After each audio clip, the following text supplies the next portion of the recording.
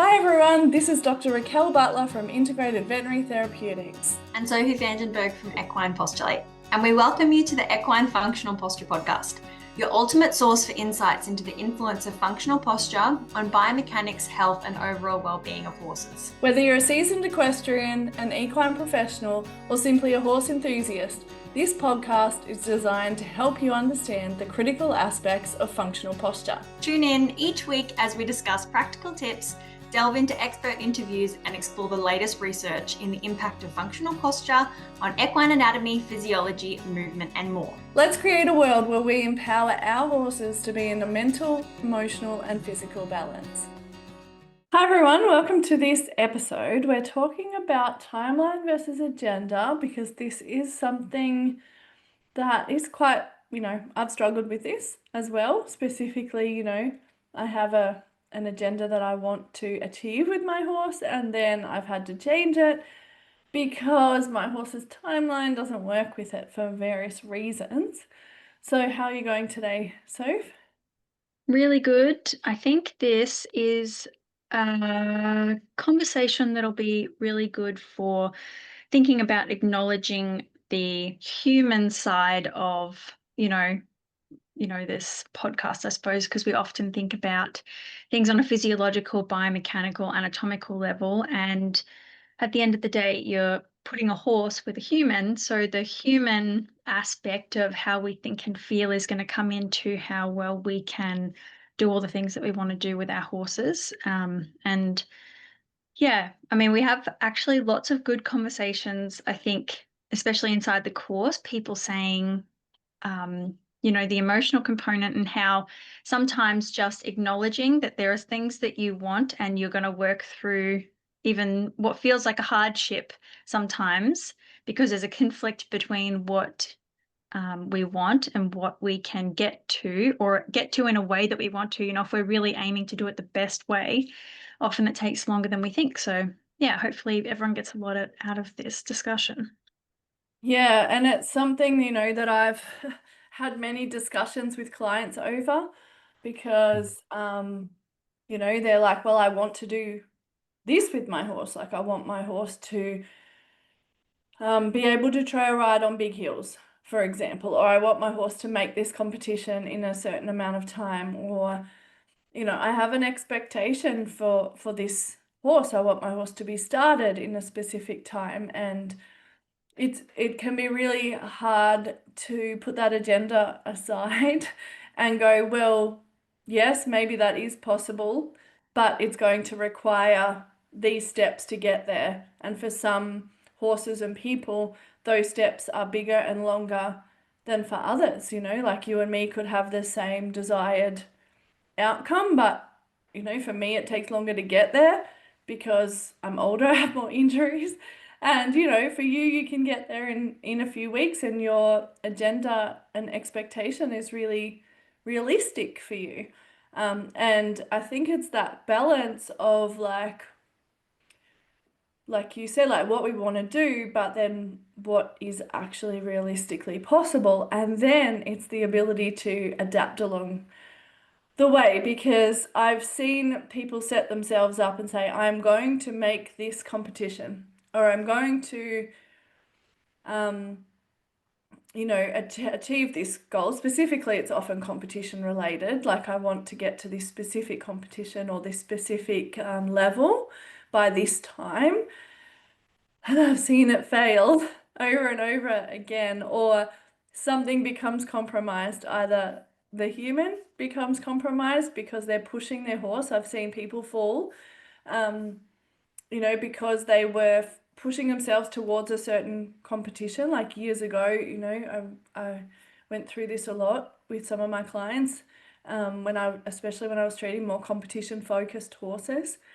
And then I've seen it, and then I've seen how long it really takes, which is, even for me, I find it really difficult to have that level of patience, and ability to adapt and adjust when I'm like, but I just want it now. Absolutely. This also, the idea for this one is a little bit come off the back of our episode about how fitness develops in your horse and how you decondition. So thinking about how long it takes, we were saying it takes between 6 to 12 weeks to really, improve your horse's fitness as a general. And then once you take them out of, work for 3 to 6 months, you're really starting from scratch. So often, it's a combination of knowledge and, as you said, observations and staying quite connected and aware to the horse in front of you as an individual so that you can make an informed decision. Because particularly, I think people that would listen to this podcast and, they're thinking about posture, sometimes when we begin the conversation with how do I insert thoughts about posture into starting a horse, into developing fitness, and then how do you bring posture into each thing that we're beginning to teach, like as you go up the levels in dressage, say making sure you retain your posture, then sometimes, as you were saying, for different horses, you got a different, time or things, are easier for one horse as opposed to another, or there's a limiting factor. So just being aware that,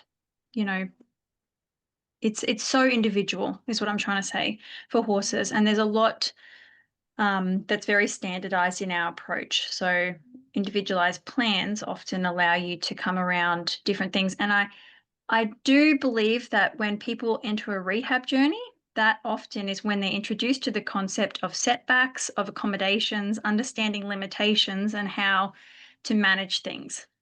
Yeah, and I've often been asked, how long will it take? When will this horse be right? And yep, we can base that on tissue healing and a perfect rehab plan, or how long will it take to get a horse, to a specific level. We can base that on training plans and cardiovascular fitness and physiological adaptations. But in reality, that's only part of it, because there's so many other things that'll come into play. Like if you're unable to do the rehab plan for a few weeks, or the weather stops you from training for a period of time, or your horse has a slip in the paddock, or you get an injury, all of these things are going to change your timeline, and we then have to be able to adjust what we want to achieve in the agenda and our expectation. We can't necessarily continue working towards the same agenda if there's been something that hasn't kind of gone as planned throughout the timeline. Like, I've struggled with this recently because I have Jelly who, over time he's been getting better with his muscle condition, myofibrillar myopathy, in terms of, management of it and how he holds up to time off work. But a few months ago, I had him, what's it called? Entered, I was going to say enrolled, entered in a competition. And the week before the competition, which I was part of a team in, I realized that he was not okay.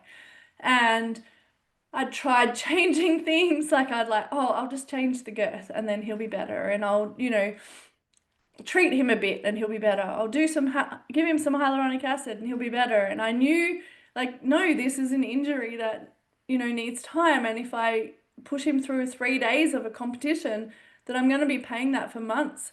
And it was I actually found it extremely challenging, because I was brought up as a person who pushes through things. So, I was taught, like, if you want something, you keep pushing, you try harder, you work harder, and you will achieve it. I was also someone who was told not to give up. And I was also, someone who was told not to let people down. And I've pushed through many of my own discomforts, to keep riding a horse. I've ridden a horse with a broken elbow, I've ridden a horse when my back was in agony, because that's how I've been conditioned throughout my life.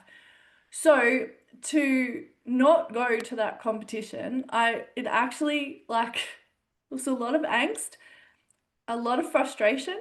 I actually cried because I was like, this is really challenging me. to do this and put my horse first. You know, like I had to make a decision in that moment to put Jelly first and let other people down. And I did. And, you know, I felt bad, but I over the next few weeks, when I saw that he still wasn't right, like over the next couple of weeks, I knew that I'd made the right decision, you know, and that I had done the right thing by him. But it was really, really challenging. And I think Yeah. in the horse industry, we have a lot of expectations that we should push through. You know, I've seen a lot of people injured because they pushed through. So, you know, I've I've had so many people say to me, I knew my horse wasn't right, but the instructor or the, you know, whoever, I was there, I'd paid for the lesson, I'd entered the competition. You know, I had no choice but to do that. And they've paid for that. Sometimes I've seen people pay for it with fractured pelvises, fractured, you know, all sorts of injuries, and they knew that their horse wasn't right for the agenda that they'd set them on. So yeah, it's really challenging. And then you were kind of talking about starting horses and how it's really challenging in that space. Definitely. I mean, and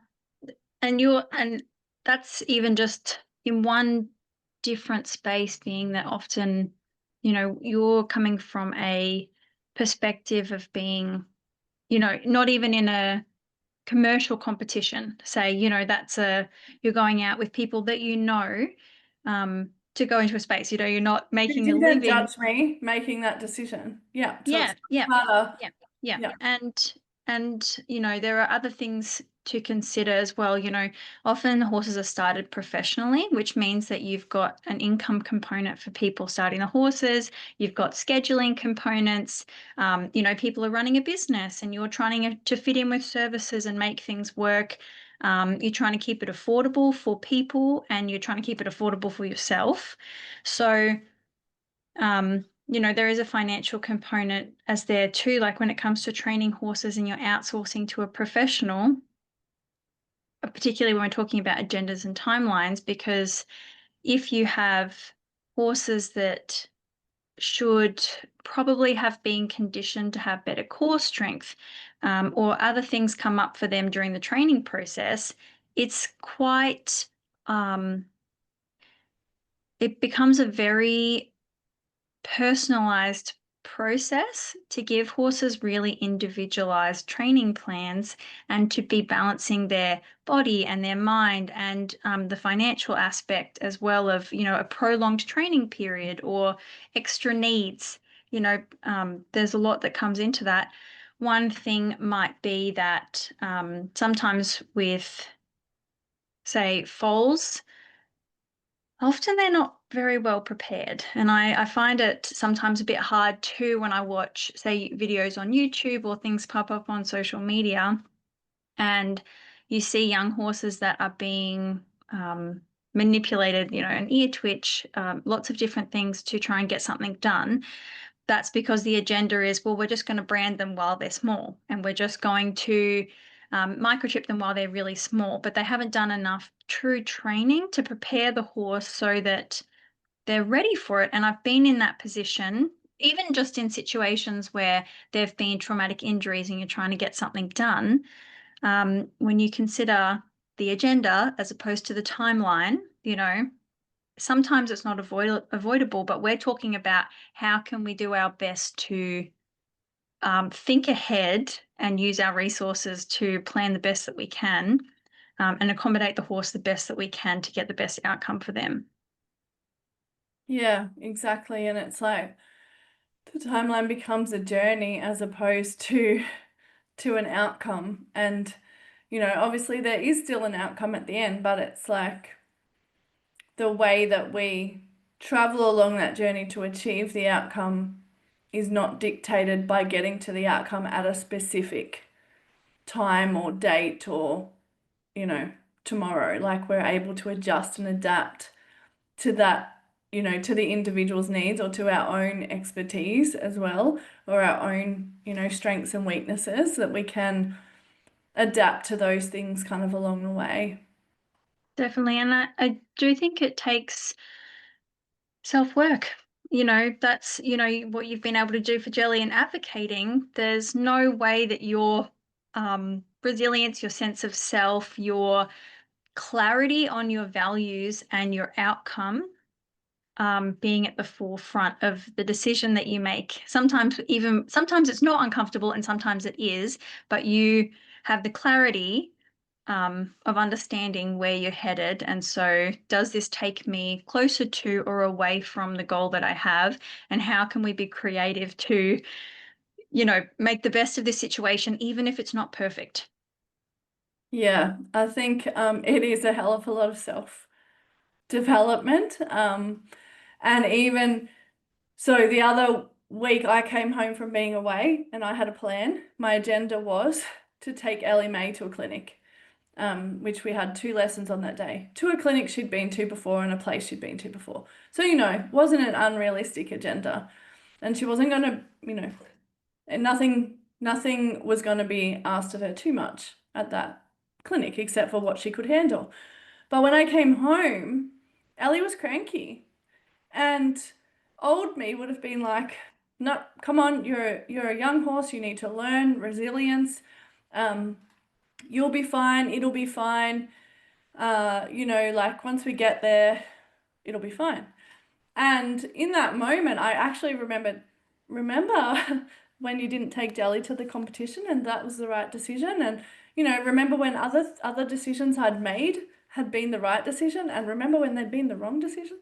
And so in that moment, I now know Ellie well enough that once she's grumpy, there's a reason. And, at that time, I didn't know what the reason was, like whether she was in season, whether she'd hurt herself. I didn't have enough time to figure that out. And I was extremely tired because I'd been away for a couple of weeks. I'd been teaching and I was like, I'm not in the mental, emotional state to handle Ellie in a grumpy mood. We have had some amazing outings recently where I couldn't ask anything more of her. Like, she's been coming along nicely. So why push the boundary right now and potentially create a negative outcome because I had her booked in for this clinic? So, in that situation, I was lucky enough that Jelly could step up, and he actually thought he had the best day ever. He was so happy about that. But, so that took some pressure off because I was stepping up.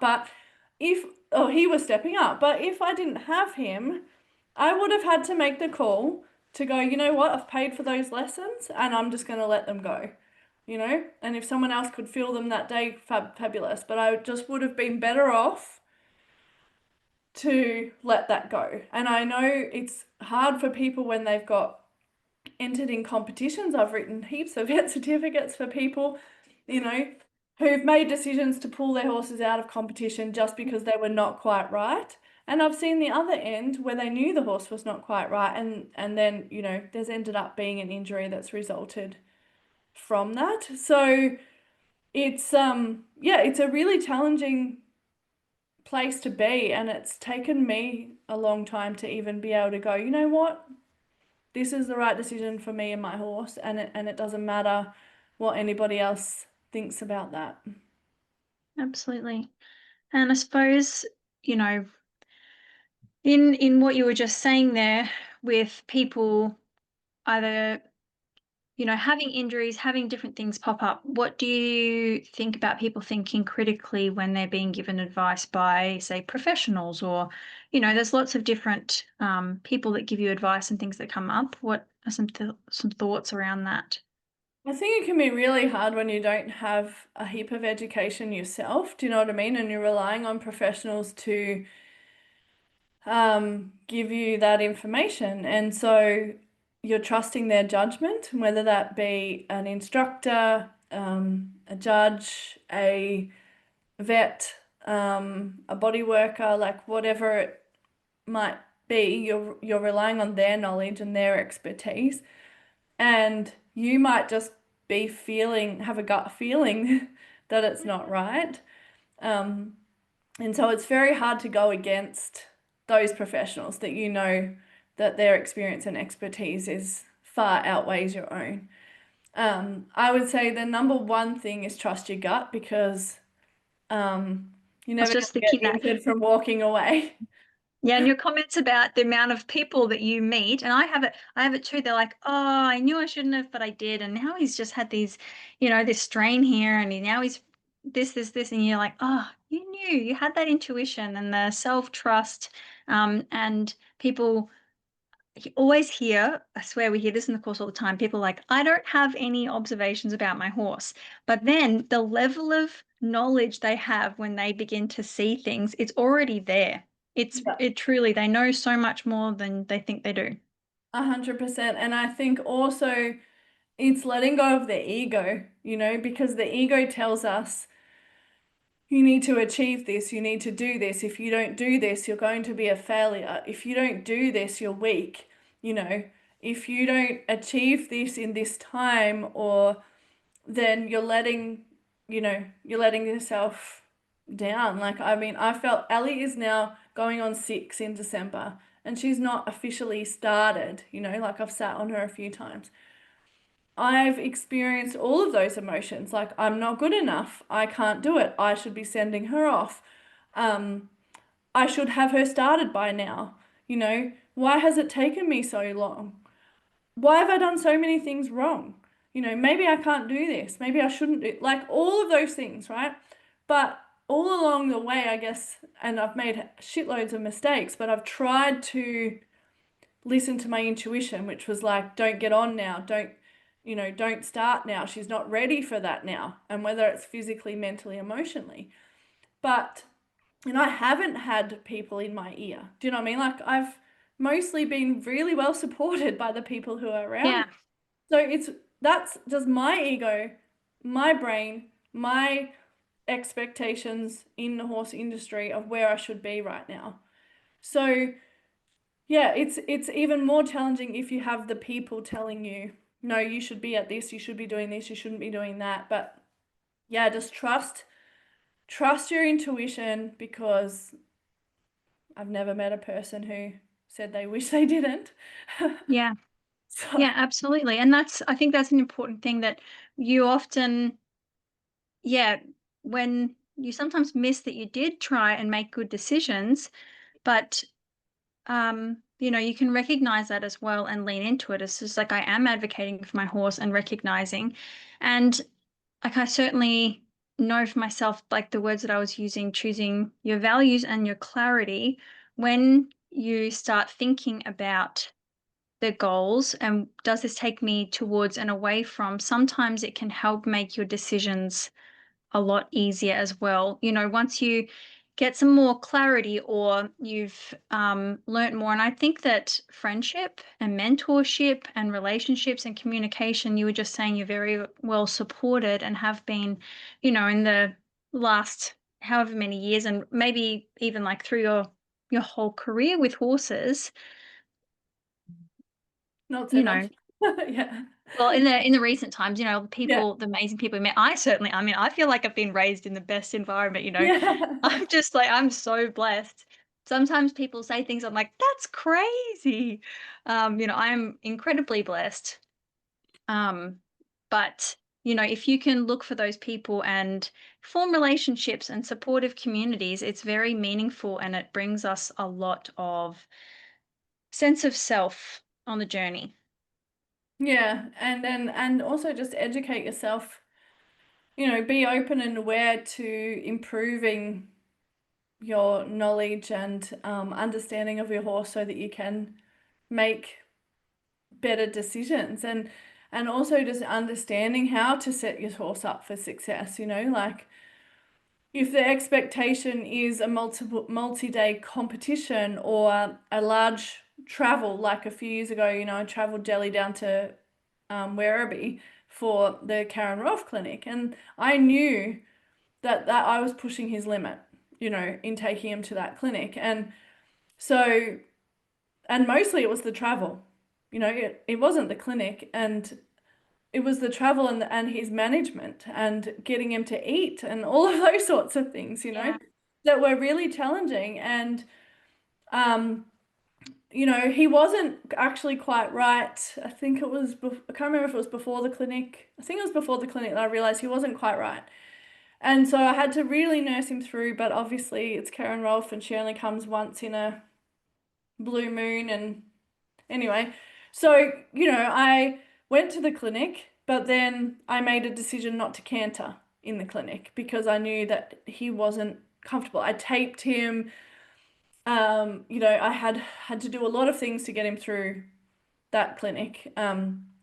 So yeah, like it's understanding, the more you can understand your horse and the more you can understand what you're asking them to do requires of them, then the better you can, you know, set up those realistic expectations, and also understanding, okay, well, what is the outcome of this situation if I choose to push through, and what is the outcome of the situation if I don't? You know, where's that gonna, yeah, what's it gonna actually change? Definitely. And I was just thinking, you know, this concept having a timeline as opposed to an agenda, aka a desired outcome, it pops up nearly everywhere. We just did, you know, recently 2 episodes on head shaking, and that includes the fact that you had some comments in there about, you know, you've had a condition for a long time. How long is your timeline to recovery once you have improvement going to take? Or other places that pops up, you know, like we said, the episode on conditioning, how long it really takes to condition your horse. And I think it does come up, the idea of including posture in the journey. That agenda versus timeline can sometimes be a bit squirrely because you start looking at your horse's needs in a more dynamic and continuous way. So you may realize that your horse needs more core strength. And so you begin to address that, and then you realize there could be a small structural issue. So sometimes the more in tune you become, it feels like more things are popping up, and it would be easier to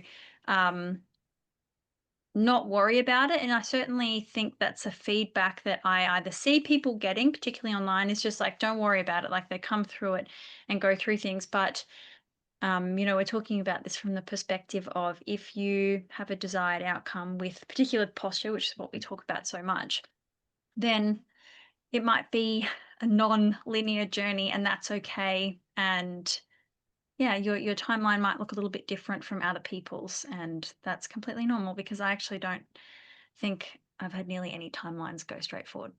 No. Very, And very few, actually, when And I I think was about just thinking, like, you know, so last week Sophie and I were at a biodynamic training, and as a vet and a body worker, and with, you know, many years of experience in the field of anatomy and biomechanics, etc., I have expectations. I have agendas when I treat horses, and that's really challenging too, because I'm like, well, I want to get this horse's body to this point, or in this session, I want to get this horse's body to this point, because I'm not going to see this horse's body for 6 weeks, 8 weeks, whatever. Like, I don't often have the luxury of seeing horses every couple of weeks. So the expectations and the agenda that is required out of my sessions is often quite high. And in my own mind and potentially in the client's mind, you know.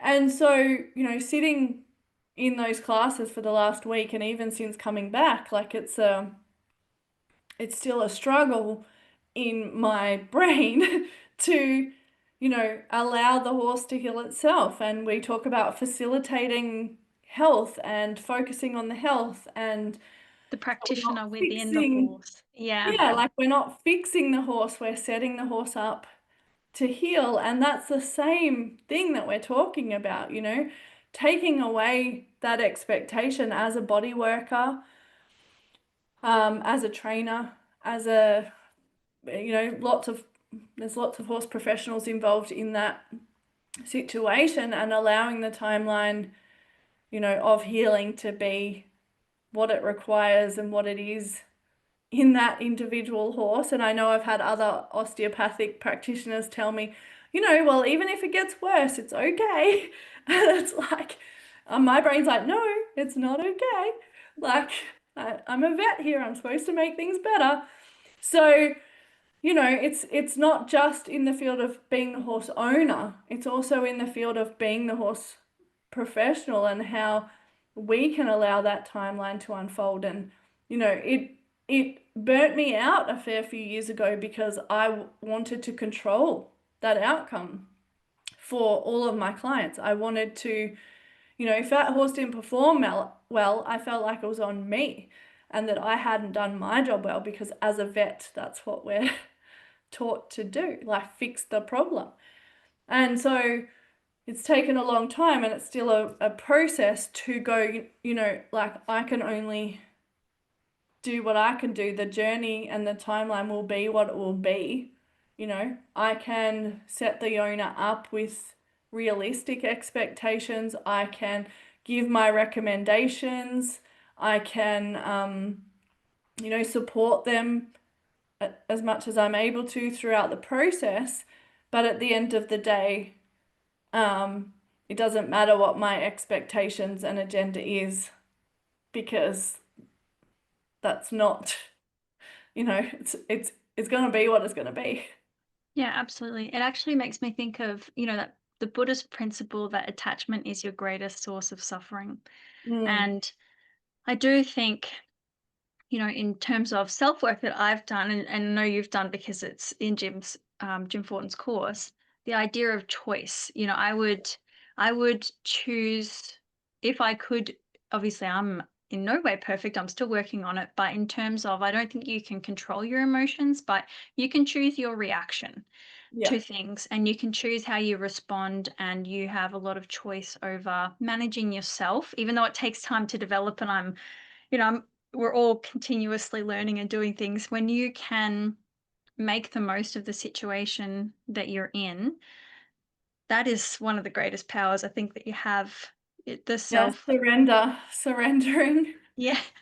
surrendering to the timeline, It is what it is. yeah. Brett hates it when I say that it is what it is. It is such an it's such an Australian thing to say. I remember being in the US, and they were like, it is what it is. And maybe it's the way we say, it is what it is.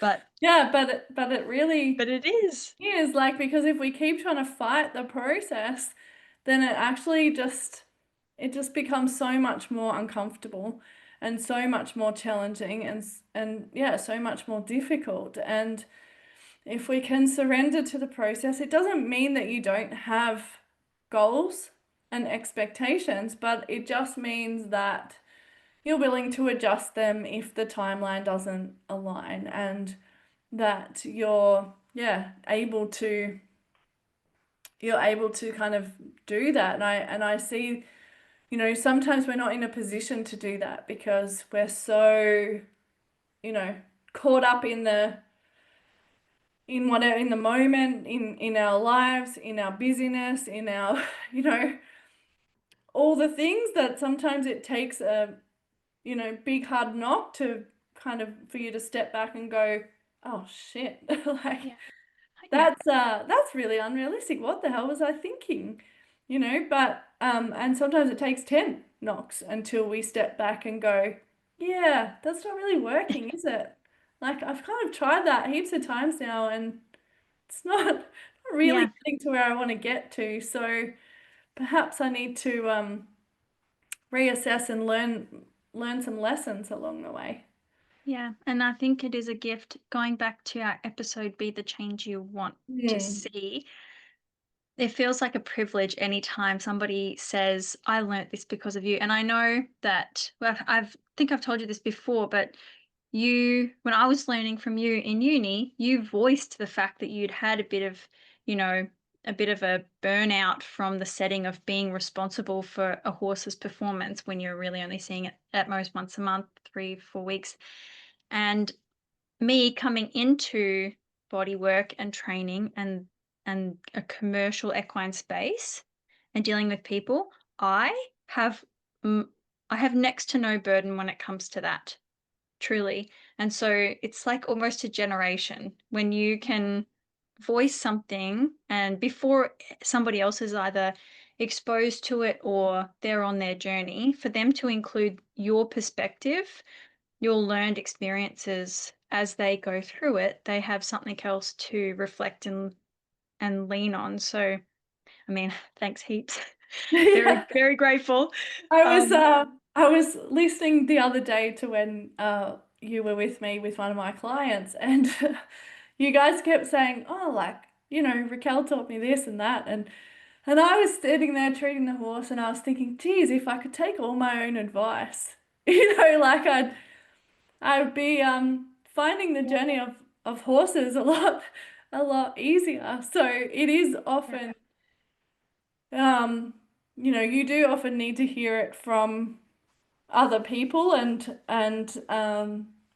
also sit back and listen to what you've said to other people yes. because it's not always like that in real life, right? Like, you know, everyone has their challenges that nobody else understands or is there for, that dictates their expectations and their timelines and things. And yeah, it's always very interesting for me standing there and listening to that, and going, yeah, okay, like I didn't set out with that agenda to do that. Yeah, But just through following your own journey, you inspire people, I guess. absolutely. Yeah, 100%. And I did speak to, when we were at that biodynamic course last week, I was speaking to Naomi, who we were staying with, and we spent a lot of time that week talking about how toddlers developing and supporting them through their journey can often be a lot like horse training. And every time we thought of an example, we were like, yes, that's the similarity between horses and toddlers. But one thing that she and I were talking about is the fact that, you know, you sometimes feel like you have overcome emotional events throughout your lifetime and you think that, oh, you know, I'm still struggling with that and I wanted to be healed of that before I taught somebody else. But the fact that you sometimes it might become a lifelong journey for you, and a lesson that you have to remind yourself of. But because um, you know, it doesn't automatically mean that, you know, they have carried it with them because you actually save them from it in the whole place. So even though you might spend a lot more time dealing with that particular issue, they never had it in the first place.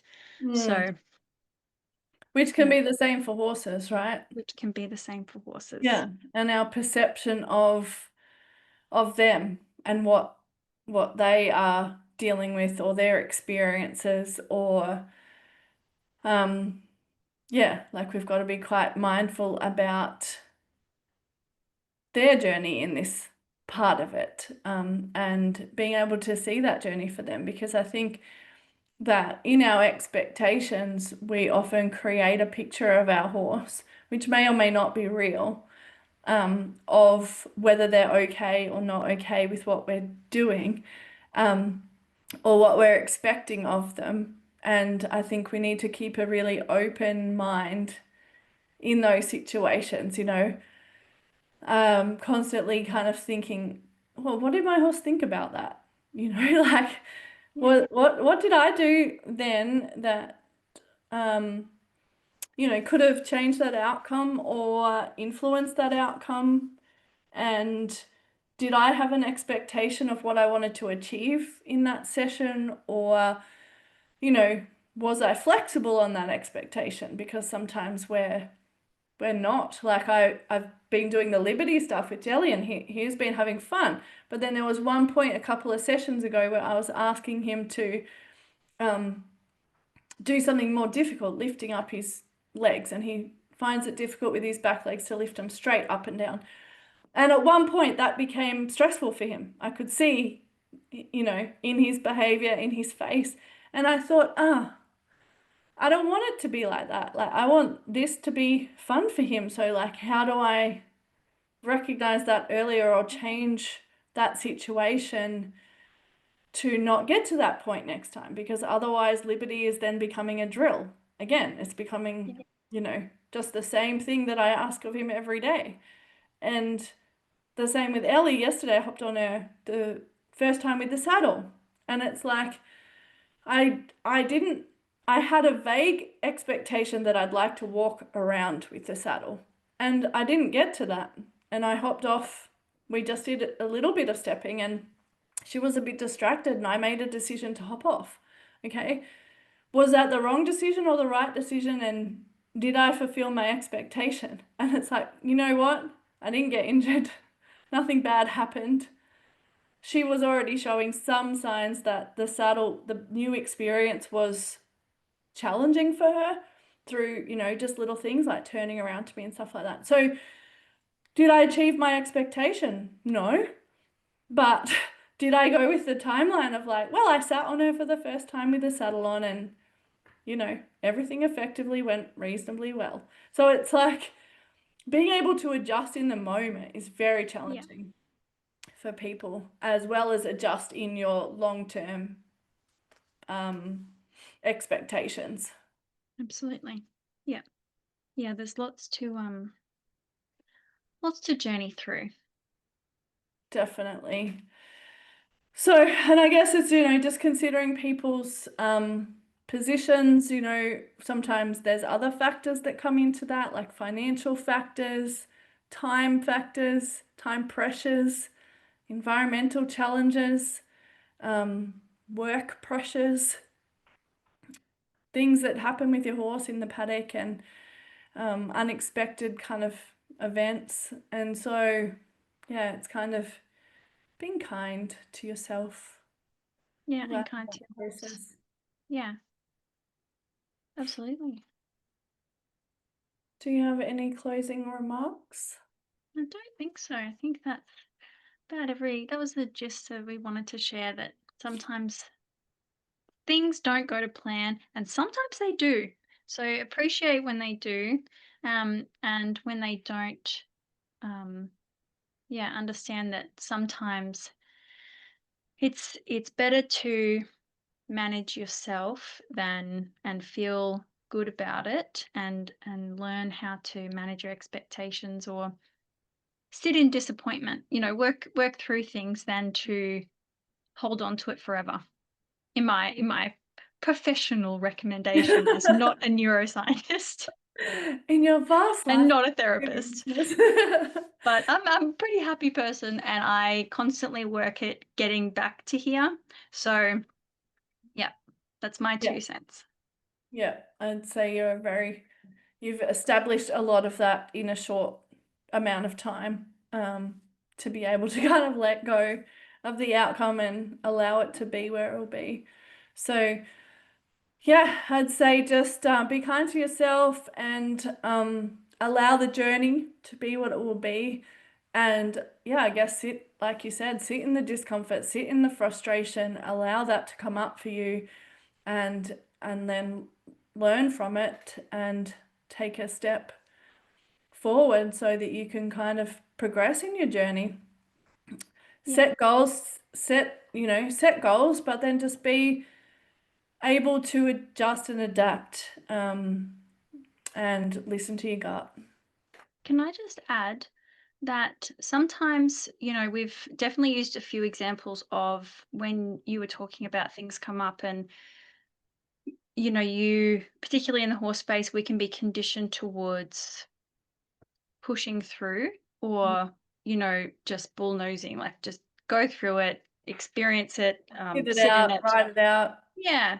Occasionally, and this is what used to come up for me more than that, if I was, say, working for somebody, I would, if I was working for someone, I'd be much more likely to be influenced to push through, for that, both in myself and the horse. But there's an opposite side, that sometimes we can become avoidant. Yeah. And that in itself is also a coping mechanism. You can sort of dissociate a bit and push through, or not dissociate and push through, but you can also avoid things. And I myself have done that, where I've felt like this doesn't seem to be going to plan, and I'd give up instead. And so that probably for me has been more of a journey than, which I think a lot of people are glorifying, well, not glorifying, but they're really using the word discipline, which I think is a very useful word, but sometimes it can be a bit distasteful because there's a lot wrapped up around laziness with that there. And I think that self-forgiveness and knowing that we aren't supposed to live perfect lives and our horses aren't supposed to live perfect lives. It's not going to be perfectly comfortable, and it's okay to get things wrong. And you don't have to, it's good to take time away, but you don't have to give up. Yeah. You don't have to say that I'm going to quit. You don't have to avoid things. And sometimes I think that's hard too, because I could be more likely to avoid and dissociate and then feel very guilty because I think that I'm lazy. But and overcoming that has looked like almost the same process, but in the other Yeah. direction. Self-forgiveness, almost logic, and Keep then going. yeah, and that too comes to sitting in the discomfort of, rather than becoming avoidant and going and looking for more information, I'd be like, I don't know what to do. I'm going to go and read more books. And I know that actually This I is could just good to do. I could just do and try again and maybe slow down or ask a friend. But for me, I would just avoid and go and look for information or read a book, and then I would switch off. So that's another form. If you're somebody out there and that comes up for you, then and I do think that I've seen sometimes some criticism. They're like, oh, that person's just they always read the book and they never do anything. And sometimes you can self-label in that direction as well. But yeah, that's just another perspective if anybody else has gone that way. Yeah, and I think that's a really easy thing to do when you're having, excuse me, a lot of challenges with your horse, like maybe in rehab, maybe in their training, you just like go, oh, well, nothing's working. Like there's no point, I'm not good enough. Instead of just going, okay, well, this is not working, but it doesn't mean I'm failing. Let's just try a different approach. Let's slow it down. I've certainly also been through that with Ellie, where there's times where I'm like, well, what's the point? Like, she's not sound. Whereas what would I say to somebody? I'd say, do the things she can do. Just move her. And so when I changed my mindset around that, and I was like, okay, well, she can walk, you know, like Yeah, she can she's walk, upright. yeah, Yeah. like she can, we can do some gentle shoulder motion and Hindley motion. I can treat her, Mm. like I can do Yeah. some gentle body work or something. Like it's stopping the frustration of like, well, I'm not getting anywhere. She's not started yet. She's not strong enough. And going, well, okay, what can I do? Like, how can I keep moving forward, even if it's like a teeny tiny little step each day? The progress stops when you stop Yes. progressing. Like you Yeah. stop 100%. taking one foot in front of the other. And I've also found that with my back, as you would know. Times where I'm just like, what's the point? It's not getting better. Yeah. But then you stop, and then all of a sudden you're going down a roller coaster of everything's getting worse. And it's like, just do what you can do. Do what you're Yeah. comfortable with today, capable of. It doesn't have to be a big step forward, just a little tiny, teeny one. So that's also 100%. advice. Yeah. Yes. Great. Well, I hope that you've just enjoyed this discussion today, and that, yeah, it's got you kind of thinking about timelines and agendas. Thanks for joining myself, Dr. Raquel Butler and Sophie Vanderberg in today's podcast. Enjoy your horse time. Please subscribe to the Equine Functional Posture podcast so you don't miss our weekly episodes, and give us a 5-star rating so we can share more valuable insights. And we'll see you in the next exciting episode.